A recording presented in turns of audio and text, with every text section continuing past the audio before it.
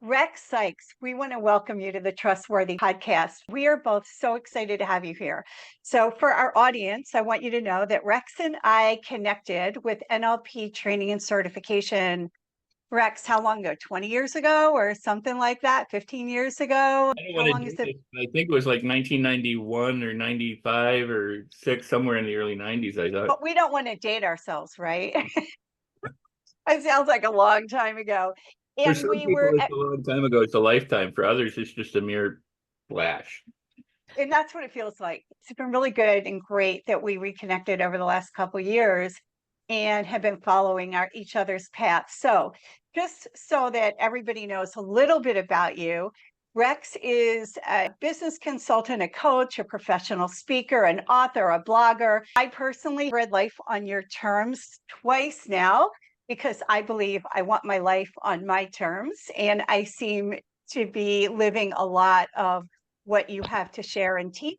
And I do get your blog on a daily basis delivered to my inbox. However, what I'd like to do is hear from you. Tell our audience who you are, how you've gotten to where you've gotten, and what trust has had to do with it, since we're really here to talk about trust. I'm just a guy. I mean, just like you and me, I'm just an ordinary guy. I wear many different hats, but most of all, my most important hat has been becoming a father and being someone on the planet who gets to go through all sorts of both wonderful and otherwise bizarre experiences, personally and professionally. I've seen all sorts of tragedy and discord, and I've seen all sorts of blessings and bliss. And so, I've learned in doing that. I mean, some people know me through neurolinguistic programming, others know me through the law of attraction or teaching Napoleon Hill, others know me as an actor and a filmmaker. Some know me as a multitude of things, but I'm pretty much just an ordinary person who was fortunate enough at an early age to be exposed to a lot of this stuff. Didn't really apply it until I was into my 20s when one of many crises occurred. I write a little bit about it in the book. But the entire journey has been one of learning how to let go, release, and trust, and to trust the universe, however you want to call it, God or whatever, the infinite, trust myself, trust other people who I interact with, and learn how to collaborate and cooperate and to be in harmony with that kind of flow, that kind of positive energy. And what I discovered is you can't do it if you're not trusting or trustworthy. So that's beautiful. And I think Christine and I would both agree. So, how did you get to be that trusting or trustworthy? How does somebody get there in order to trust yourself and the universe and everybody around you? Like, how does that happen for you, at least? How did it Well, happen? I think it happens for most people, and I could be wrong about this, but I think it happens in my experience of counseling and coaching and speaking and training and appearing before, millions, And that it happens really through hardship and obstacles and problems and disappointment. Even Moses, in the Bible, it says Moses was told to tap the rock once and the water would come forth, and he tapped it twice. And he was then shut out of entering the promised land because he didn't trust God, And I think that whether that's an actual story or it's an analogy, it's the kind of thing that confronts us every day. We don't get to experience all the goodness if we're in a state of doubt or in a state of fear or a state of worry or a state of anger. And so what happens is we have all these experiences to learn how to go through them so that we can release them. And I'm not saying that they're divinely inspired or not. I mean, that's up to everybody to decide how they want to do that. Let's say it's completely random and everything. They're as opportunities to begin to reevaluate and reflect and meditate and to release and let go, whatever the issue is, so that you can come at it fresh. Einstein said, the problem and the solution don't exist at the same level. You can't solve a problem from the problem of the level. You have to go somewhere else. Well, where did Einstein go? He went to the divine. He said, everything is a mystery, and there must be some kind of creator or something, and to pursue knowledge, but not to pursue bliss and curiosity and fascination is a huge mistake. And this is Einstein. And yes. spiritual leaders have been saying it, since the dawn of humankind, that there's an experience that we all can come into that is qualitatively different than the one we're raised into. And because we're raised into the conditioning of society and the peers, and that we're the product of everyone around us. That's why Aristotle said, show me the 7-year-old and I'll show you the adult. Because by 7, we pretty much have formed our personality and our habits and our, the mental pathways. So the rest of our life is spent undoing that, unlearning that, unraveling that, so you can find out who you authentically are. And that is a process that you ultimately you have to trust, because you don't know the outcome. Yes. If you don't know the outcome, you have to assume either it's going to work out for good or it's not going to work out for good. And I always go dog crap or diamonds. Yeah, make a choice. And sadly, most people choose dog crap. That's really interesting, Rex. I think one thing that I'd like to dig a little bit deeper into is the fact that you mentioned you have to go through some type of adversity to experience the opposite of that. And often people experience such adversity or bad experiences or trauma in their life that they lead life in a state of distrust going forward. So I'm interested in your perspective. How do you trust through adversity? Great question. By the way, I'm honored and I am humbled to be with both of you. You're both powerful leaders in your own right and powerful people making changes and helping other people. And you've got a show about trust, and a mission, to help people connect in positive ways. So for me, this is, a wonderful opportunity. So thank you. Again, there are people who run races, right? And they run these unencumbered races to just go around a track. And then there are those people who put what they call hurdles in the track, and they run around it, but they have to jump over them. And they enjoy doing that as probably as much as people who run around the race without the hurdles. In other words, it's an attitude thing. Here's an obstacle. I'm going to deliberately put an obstacle in my way that I have to jump over in order to get to the other side and ultimately, hopefully, win the race. Well, that's kind of like what life is. People say, all sorts of aphorisms and bumper sticker kind of philosophy, that our problems are stepping stones, but they are, if you understand that in order to see them as stepping stones, you have to see them as stepping stones. You have to decide. You have to make that deliberate choice. If you think that they're problems, they will always be problems. If you think that they're blessings or opportunities, they can be blessings and opportunities. So my motto is celebrate it all. Don't differentiate. There may be things that are unwanted, and you see something, but what happens for people is they think bad thoughts or negative thoughts, meaning those that don't serve to help them get through it with the greatest of ease or delight, or by finding the opportunities and possibilities around them. So thinking they have limitations, then by feeling, because if you think crummy thoughts, you're going to feel pretty crummy, because it's a brain thing. I'm not making this up. This is neuroscience. If you're fearful, angry, resentful, hateful, sad, that kind of stuff, you release certain brain chemicals that you don't when you're laughing and loving and playing and curious and having fun. It's just different. So one stresses the body and constricts what you're able to do, and the other releases the energy so that you're open and can actually see and take advantage of opportunities and possibilities and resources that you wouldn't otherwise be able to see in the other state. So it's a deliberate choice. Thirdly, people talk. We commiserate. We get together and we talk about problems. We talk about politics. We talk about religion. We talk about the news, or we use words that don't empower us. So, for example, I like to point out a lot of people say, there's certain words you shouldn't use, like never use the word try. Well, try to stop that and find out how successful you are. Never use the word never. Okay, well, that's kind of silly, right? Never use the word never. They say this word is but is a mental eraser, right? So if I say, Christina, I love you, but it's kind of like you're waiting for the other shoe to drop, or Susan, you are so wonderful, but. And what happens for people is they say things like, I really want to do that, but I can't. So what that tells us is that in their mind, it is an image or whatever, that they have the image or the desire or the want or the feeling that they'd like to do something, but supersedes all of that. And then it's whatever the excuse or the reason is. I can't afford it. I don't have the time. I don't know how. I don't get along with those people. The banks are foreclosing on my house. But so there's a way of dealing with that most people don't know.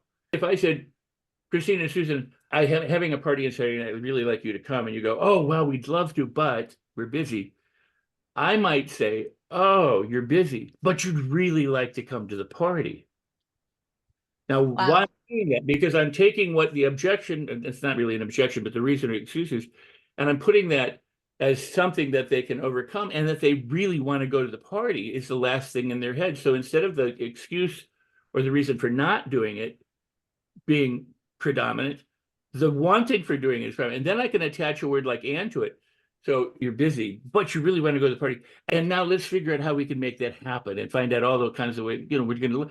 So what happens for a lot of people is they stop with a thought that they don't like, they don't want, they would prefer to be rid of, but they don't know what to do about it. And then they talk about it. They go, I don't have the money, and here's why. And I've worked hard all my life. And they go down this rabbit hole of despair instead of turning around and saying, I don't have to do that anymore. And choose to set a different direction. If you have one foot on the boat and one foot on the dock, you're not getting anywhere. And a lot of people live that way. So the last piece is you got to think right, feel right, speak power, speak it into existence. The Bible says in the beginning, God said, let there be. And it was a creative act. It wasn't an attractive act. It was a creative act. It's our own creation. So all of our life, all of our experience, good, bad, or whatever, is really our creation. Because, well, let's say for a moment that things happen, like an earthquake happens or a tornado happens. Maybe you didn't create that. Maybe you did. But the point is, if you act as if you did create it, then the responsibility and the accountability is yours to say, how do I want to respond to it, as opposed to, do I want to react like a robot or like I always would, or with despair or whatever? How can I find the resources and possibilities and opportunities available now? That's a trust process, because you have to trust that those possibilities, opportunities, and resources are available to you, that you can find them. So the last piece is action. You actually have to do something different from what you were doing in order to be able to move forward. And a lot of companies, a lot of corporations, they want change, but they don't want you to change anything. Right. Because the apple cart, you can't account for it. You have to, whether you're a corporate CEO or administrator or middleman or employee, or a person in everyday life just dealing with your family, your own self, you have to at some point trust that you can make a decision, and if you made a bad decision, you can correct it. You have to trust that if you make a decision and it's a good decision, that the rest will follow, and that you can learn along the way. And I know I'm talking a long time. I want to say this, and it's an important point. The Wright brothers wanted to create a heavier than air aircraft, and none had ever been done before. And they were bicycle manufacturers, they sold bikes. And they didn't know anything about airplanes. So they started to investigate and decided they were going to do this. And their own family, their dad was like, you guys are nuts. Neighbors think you're crazy. Give it up. You're embarrassing all of us. The press didn't care about it. They were like, we're not showing up to Kitty Hawk. You're nuts. In fact, it was Napoleon Hill who drove photographers to Kitty Hawk so that they could be, there are photographs of him with the photographers at Kitty Hawk, so that they could put it in the press.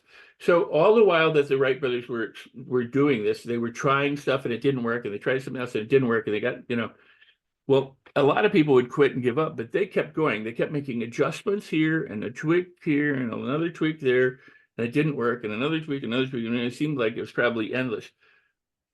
What they were doing is experimenting. And a lot of people don't put that frame around, but they were experimenting with something that had never been done before, and they did not know how to fly until after they flew. Because once it worked, they go, oh, wow, we can improve on this. We did it. What we did has worked. So they had to trust all along that that would be the outcome, that they could ultimately fly. And in fact, that's what one brother said to the other. He said, I see us flying. We're doing it. It's in my head. I know we're going to do this. We're going to be successful. Because they trusted that even though they did not know how, even though they didn't necessarily have any of the expertise or authorities around them that could help them, they kept at it, kept experimenting, kept tweaking until they did it. And then we know the rest of the story. We're now at the outer reaches of the universe with probes and satellites and rocket ships because of what these people put together many years ago. So it sounds like if it starts with think, feel, speak, act, a lot of that is all based on self-trust. Like a lot of what you're talking about is really focused on starting with self-trust and then having it go out to trusting others. Like, can we dig a little bit deeper around how do I build that self-trust? How do I get more confident in who I am and what I'm trying to do so that I can make the choices that you were just talking about that will get me where I want to go, like a flying airplane? How do we do that? What advice would you give our audience and us? Well, a lot of people want a magic wand. They want, just everything to change mystically or magically. If I close my eyes, if I use hypnosis, if I do, And when I started my work in the 70s, what I would call my professional work in delivering seminars and workshops and things, one of the things that fascinated me was the placebo effect, because there was not much written on it at the time. And most people, professionals and the doctors and the authorities, like at the Wright brothers, they dismissed it. Oh, that's the placebo effect. That was stupid.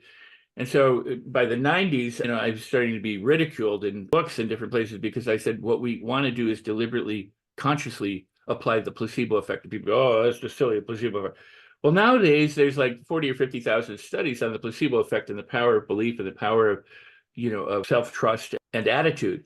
And attitude is the number one predictor for success in all areas of your life, professionally, personally, anywhere. Because if your attitude sucks, then everything does. I mean, it goes back to, if you're negative, your neurology constricts, and so you don't have the energy or the power. So one of the things that you can do has been around forever. You start affirming, you start making positive statements instead of the negative statements. You start to control your speech. Now, you can control your thoughts. You can say, oh, I just thought that, but it's sometimes a little swift, because people don't realize what they're thinking, because we think pretty rapidly, but we speak much slower, and what we speak is usually a reflection of what we're thinking. We don't think something and say something completely different. For example, if I said, hey, Susan, where'd you get your scarf? You don't go, I like baseball. Right. Your brain knows what to do, right? You can say, I forgot, or it's a gift, or I bought it at the store, or any number of things, but your brain knows how to go after it. So you can track what you say. So if you say, I don't like that, what would you say instead? Or I hate that, or this sucks. What would you say instead? You redirect what you're doing from what you don't want, from the dog crap to the diamond. So you re-speech it, you re-speak it, you re-say it. That's a decision, and it's deliberate. And what people oftentimes don't understand is that your subconscious mind, or other than, whatever you want to call it, other than conscious, unconscious, runs the show. It's like the big engine on a cruise ship. It's powering it. The captain, may be steering it, but the power, how do you get from one place to the other, is based on the engine. That's what carries out everything we do, from going to getting a glass of water, to picking up, your phone, to dialing. There's a conscious intent, and then there's the machinery or the mechanism that does everything else. And we're such creatures of habit that the brain only has two things to do. It's there to keep you alive, to help you survive, so that you look out for potholes and things that will eat you or harm you, or whatever, and to keep you thriving, meaning enjoying life enough that you want to reproduce so that the species continues. And to do that, it does it with the least amount of energy ever. It's the law of conservation. It uses so little energy. And how does it do that? By laying down neural pathways that are habitual, automatic, reliable, so it doesn't have to learn to do it over and over and over again. If you had to learn how to open a door every time you came to a door, life would be cumbersome. If you had to learn how to sit on a chair or use a fork, we wouldn't get very far. So it's Wow. everything. I think one thing that really resonated with me, you started this interview by saying one of your greatest achievements is becoming a father. And then you gave us the quote, and I can't recall word for word, but the one, let me show you an adult and I'll show you a 7-year-old. Aristotle said, show me the 7-year-old, I'll show you an adult. There you go. Yeah. So I'm curious as to, when it comes to development of children and young adults, what could we do as adults to have conversations with these young children, up to the age of 7 or maybe even up to the age of 14, so that we can plant those seeds of trust, or maybe it's that neuroplasticity, like the art of the possible. I know it's a big question, a little bit of, not expected, but I'm curious to hear your opinion. Well, everybody's an amateur parent. And how we were raised, whether we liked it or not, or want to admit it. Sometimes we try and react against it and go, I'm not going to do anything my parents did. And then we go, oh my God, I am my parents no matter what. That's what I was talking about. That's that habitual process. Now, I think the Bible, says instruct your children or your child in the way of righteousness. Now, some people would take that as, the values of being good, not evil, obey this people and be respectful. And it certainly could mean that. But it also means in the way that works for them, instruct them in the way that life is affirming, not just morally good or right or wrong. How you train a dog, because this is really important, is to not reward the behavior that you don't want. You have to ignore it. Animal trainers understand this, they reward it. It's kind of a Pavlovian thing, you know, if the bell rings, they salivate. You want to encourage the good behavior. Don't have to necessarily praise everything, oh my God, and make it a big deal so that people get, you know, an otherwise inflated thing that everywhere they go, people are going to applaud. But you encourage it, you nurture it. I have a phrase that I've used for over 40 years. You don't punt the baby. You don't kick the kid, you know, harm the kid. If the kid is trying to walk, you know, and it falls down, you go, oh, you know, and you help it up, or when it gets up, you go, good, you know, and you encourage it. You need to encourage them in a child in the way of having a positive mindset, positive self-image, positive self-esteem. If they have a good self-image and they understand that their place in the world is with other people, there's a great meme out there. It shows a black child and a white child, and they go, a little video, and they come and they hug, and then they go, hatred is learned. Well, it truly is, you know, because kids, they don't notice skin color. They don't notice size difference until they are taught to learn that, you know, from either peers or media or whatever. But originally they just bond. We can do that today if we would be willing. So you nurture what you want and you ignore what you don't. And that is what you can do for a child. You would do it with an animal to be successful in training the animal. But it's the same thing that we need to do, which I was talking about. You ignore the negative behavior. Don't put a lot of energy into it, because what you put your attention on is where the energy and your power goes. So you withdraw the energy from what you don't want, from the dog crap, and put the energy into what you do want. Now, how do you make that a habit?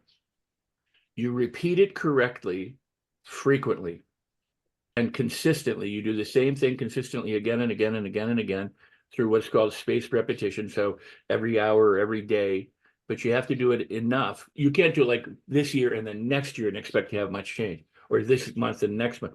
You have to do it like, say, 3 times, 4 times, 5 times a week or something like that. You do it repeatedly, consistently, correctly for long enough, and it develops a habit, and that habit becomes automatic and reliable so that you don't even have to think about it. If you wanted to learn to juggle, for example, and if I forced you to juggle, you might go, I don't want to juggle, I hate it, I'm never going to do that, and then it could be a kid don't know anything.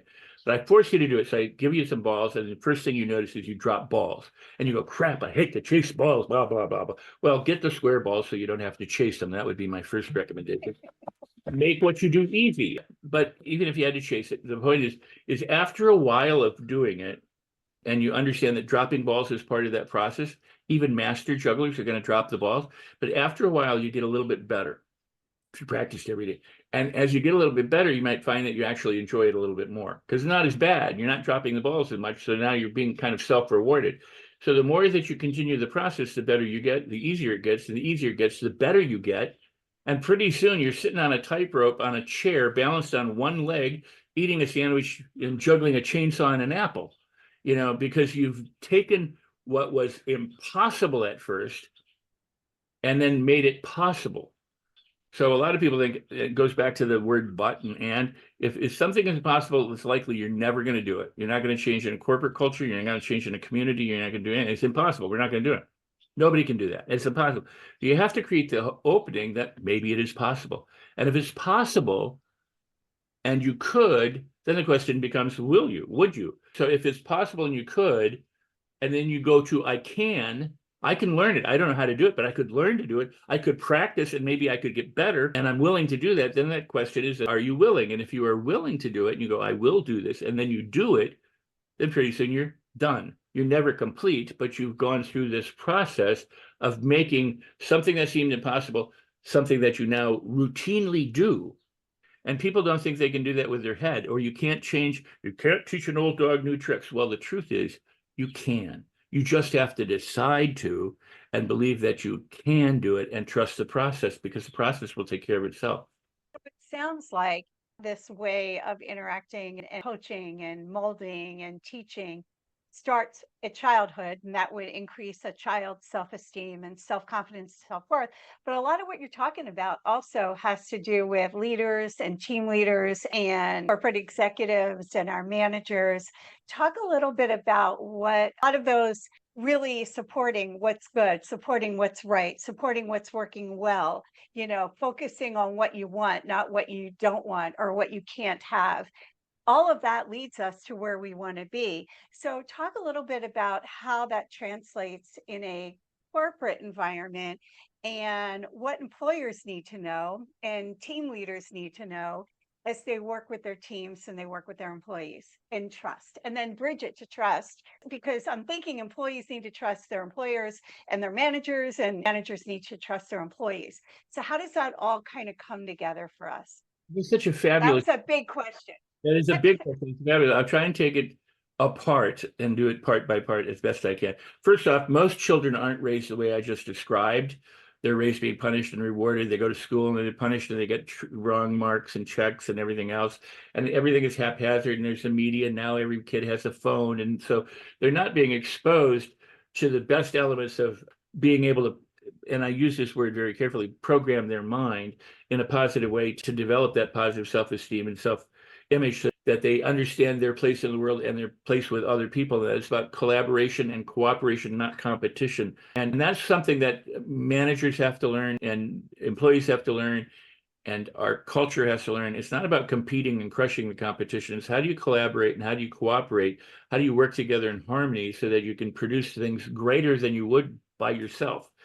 As long as my company is competing against your company, we're looking at what our bottom line is, and can I get you out of business so I can take the most, part of it, or the greatest market share, and that is kind of proving not to work. I mean, it's worked for a few, and sadly, the rest are struggling as a result of that in this day and age. But there's many other reasons as well. But as leaders, you have to realize that people look to you. I mean, if you're the person in the most popular or the smartest person or the richest person in the room, you have to realize people are looking at you because they want to know either what you have or they're envious. But they're looking at you, they're observing you, they're watching you, and they're taking their cues from you. If you go to a swanky black tie dinner with 100 spoons and 15 glasses and 25 pieces of this and you don't know what to do, what do? You look for the person who looks like they know what they're doing, or the person whose party it is, to wait to see what spoon they pick up or what glass they pick up. We're always being watched.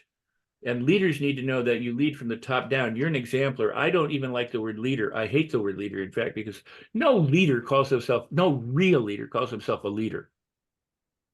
Moses didn't say, hey, I'm really cool. I parted the Red Sea with the help of God. Jesus didn't go, look, I raised the dead. I walked on the water. Aren't I hot? I fed 5,000 people with bread and fish. Now, you should come to me. By the way, here's my billboard. There's the number. There's the URL.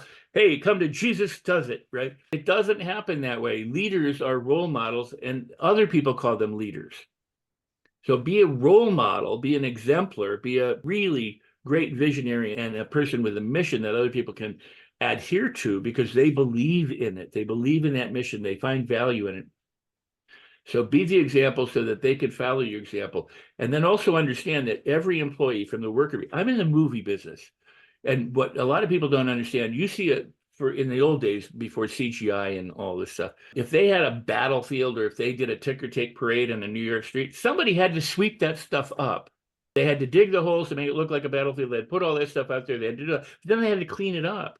Those people are just as important as the person financing the movie or directing the movie, because if they don't have people doing that, they don't have their movie. So you have to understand that you should reward the worker bee and give them living wages and all the perks and benefits, because they're the ones who are carrying out the orders to make all these people up here very, very wealthy. So share the wealth, distribute. I mean, you may not like my approach, but and not you, but I mean, whomever, you might not like it. But the idea is the more you share, the more you give, the more you unite people around a cause, the further you can go. There's a saying, if you want to go fast, go alone. I say, if you want to go alone, go fast. It's a little slightly different, because, people don't want to be running after you. If you want to go further, go together. So there's that. And there's working together. The other thing is, and I'm going to tell you a story, but I'll preface it with this. And I'm sure you heard this, Susan, in one of my workshops, but My wife at the time, and that's such a weird phrase, isn't it? But my wife at the time was wanting a new couch or a sofa or divan or whatever you want to call it. And so we went out furniture shopping, and we went to store after store after store after store. And I would say, look, I just want something I can be comfortable on. I want to lie down so I can lounge. It's got to be this, I need, got to feel right. And she'd go, no, it has to look right. It has to fit with the decor of the house. It has to, when people walk in, it fits and it looks and it makes the house look better.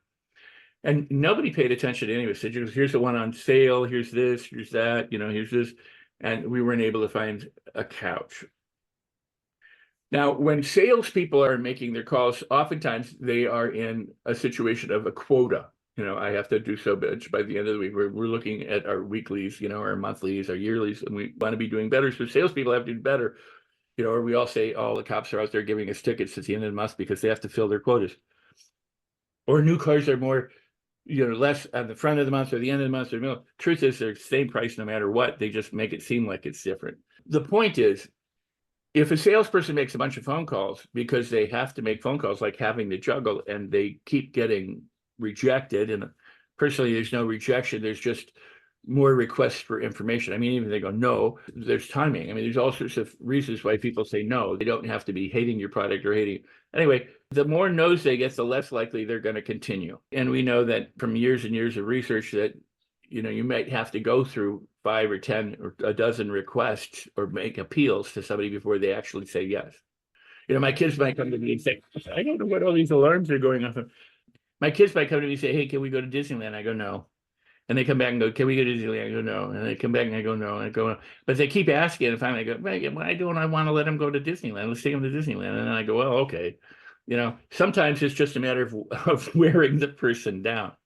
But my point is this. If you're focused on closing the sale, you're missing so very much. And so many people are like, we have to improve our numbers, close more sales. So we finally end up at this furniture store with this woman. And my wife says, I want this. And she said, well, come over and take a look at this. How does it, would that look right in your eyes? She's like, yeah. And she said, now, Rex, sit on it and tell me how it feels to you. And I was like, no, it's pretty good, but not quite, or Carolyn said, yeah, it's pretty good, but not quite. And so we went through couch after couch with her. The woman didn't know anything about neurolinguistic programming or anything. She was just being attentive and listening.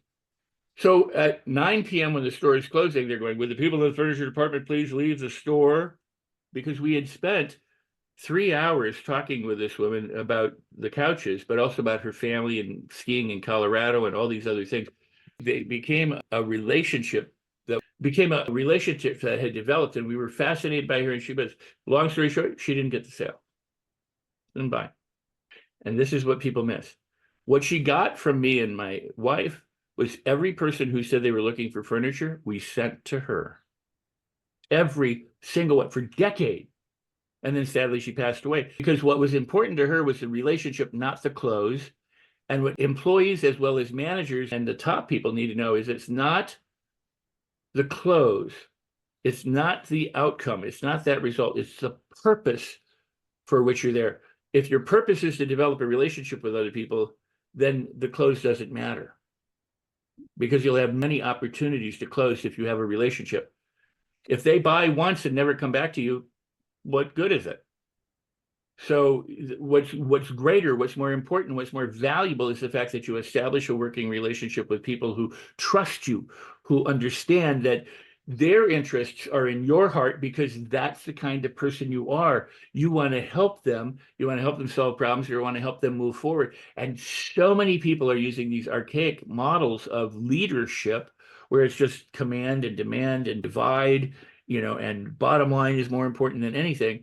And don't pay the worker be enough, and so there's turnover, there's discord, there's harmony, and then they're leading from these places of discord themselves, so that the people who are looking at them, well, if they don't know what they're doing, or if they're a jerk, well, I don't have to know what I'm doing, and I can be a jerk. So, and since most, perks and pensions and everything have been removed, what you want to do is make sure that your employees are absolutely delighted to be with you so that they stay with you forever and they're loyal to you and your cause and your mission because you're helping more people and not just some greedy, taking all the cash. I absolutely love that. And what I'd like to do as we have a little more time is take what you just said and look at our relationship. I'm really, really curious. So you and I met however many years ago. You were my instructor, coach, consultant. We were the class you were working with NLP. And I'm thinking about what you said, relationship, choice, get to know somebody, have the right intent, have the right purpose. I'm trying to think of where our trust came from and what you did as you worked with me, the student, or the workshop participant. How do you work with your participants to build that trust? How do you put all that together? Because what I remember, which is why I was so thrilled to reconnect with you again now, is how quickly that trust happened.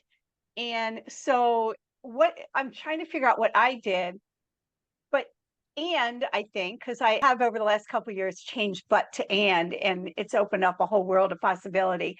It's a really important change for anybody to make.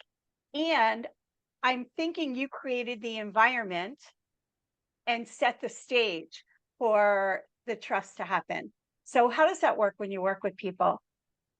Well, if you listen to some NLPer, they would say, well, you match and mirror, you pace them, like go at their rate and then gradually increase your speed so that they can follow you, so that you're not always following them, but that the change that goes on, you want to speak about what they're talking about. In the old days, they said, well, if you go into an office and you see somebody with, a family photo, oh, beautiful family. You see somebody, they got a picture of a fish, you go, oh, you like fishing, or you talk about it, you try and find some commonality. Well, that's all fine and well. And it does work, and matching and mirroring is incredible, but there's somewhat different. There's, matching someone's like vibration, their energy, their rhythms, trying to move into what is it like to be this person and meet them there. It's kind of like when you dance. If a person's leading and they don't think about you, then the dancing becomes really tough. And the person who's following is a really obstinate follower, then the leader, you have to come together in cooperation again, in collaboration and harmony. But when it comes to my training and my programs, whether it's consulting or private or public or whatever, the key is setting a safe environment, an environment where people know they have permission to fail, and they know they have permission to be afraid, and they know they have a permission to all these things, but it's comfortable in that it's not scary, and it can be, because it can be no matter what. But you make it as comfortable as best you can. It's okay to have all of this stuff. You set some rules and guidelines, say, these things, if these come up or this issue happens, here's how it will be resolved. So you frame things, you pre-frame things with people so that they know what to expect and not really taken by surprise. What I do is I work through the process of discovery so that they get to discover their resources and opportunities and possibilities while going through it by asking them questions and putting them in exercises. And you want to challenge them, because if you're not challenged, if you don't confront some problem to solve, you're never going to move forward. You're not going to grow. I mean, even plants have to break through the ground in order to see the sunlight. So all of that is true. But here's what I think categorically is different. I am not the smartest person in the room when I'm in a room full of 10 or 20 or 1,000 people. I am the luckiest person in the room because I have all these people here who have skills and talents and abilities and stories and experiences that I could never live or know if it weren't for the fact that we're all together. What am I there for? I'm there to help assist them, to connect them with their authentic self and their resources and their talents and their abilities so that they can begin to do what they want to do, which is whatever the mission of the program is, that kind of, but to help them succeed in a way that they can move forward in life and understand that it's not so bad, and that there are people out there willing to help them, and that we bring everybody in the room together to help make that experience possible. So I value them. It's the relationship.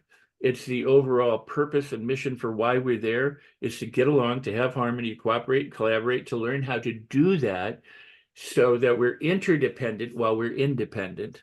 And we come into our own power by sharing that power. It's not just, I'm going to be the top dog, because that happens. There's what I call them empty suits. There's a lot of thought leaders or speakers or authors out there on the platforms who are giving people really bad and wrong information, and yet they're marketed really well. So people think, oh, these guys are great, or these gals are great, and they aren't because I love that. they're perpetuating stereotypes and myths in our society, like work really hard, struggle, risk. If you don't, sacrifice, you'll never. Well, yeah, that's true. You could do that, but you can also get ahead by cooperating, collaborating, working with other people, having fun, because kids learned more when they were having fun and playing and laughing and joking than they do sitting in a classroom being told they're wrong. They don't go, wow, you have 2 right out of 100. Isn't that amazing? Maybe you'll get 3 right next time, but if not, 2 is fabulous. They go, you got 98 wrong. You are stupid. So we're not rewarded for moving forward, even if it's incrementally. We label kids slow. Do you know that the developmental phases of children vary by as much as 6, 7, 8, even 10 years? So if someone's not reading in the 3rd grade, okay. My son didn't read till the 3rd grade. He didn't speak until he was 3, and so, but my son is brilliant, and not because of me. He's just brilliant. He decided he liked reading, he liked talking. Now you can't shut him up. Like I said, it's not genetics, it's nothing. So what I love about everything you said is that the choices we make as leaders or as individuals who are in those positions of being with others and being human with others, if we choose to support and collaborate and give space for people to be who they are and to show up the way they are, then that's going to develop the trust that we need to be the most productive, to move forward, to reach the goals and the mission, to increase the products and services that we are brought together to do. Rex, you gave us so much to think about in terms of positivity and choice and how we give people space and how we support individuals. All adds to self-confidence and all adds to how we trust each other. I cannot thank you enough for giving us your time, your expertise, your brilliance, your insights, and your inspiration for our podcast today. So I want to thank you. Christina, if you want to add anything. Yeah, I think what's really screaming out throughout this conversation is the value of growth mindset in order to build trust, and growth mindset as being like the garden that we fertilize to move through our world in trust. And so I would love to welcome you back, Rex, for another conversation to dig into that much deeper. And I just want to say thank you so much for joining us today. Well, thank you so much. And I would leave people with this, that people choose what they want to eat and what they want to wear and where they want to go and what they're going to shop for and all that, but they don't realize that the power is in choosing your thoughts and your feelings and the kind of life that you want to live. I said, dog crap or diamonds, you choose. Every moment is a choice if you understand that every second of every day you are choosing, sometimes tacitly, other times actively, but you're making choices. Choose the wisest. Why I say, if you consider something a problem, it's a problem. If you consider it a blessing, it's a blessing. So celebrate everything. I've been delighted to be with you both. Thank you. Thank you. Thank Rex. you. Really I really appreciate appreciate you.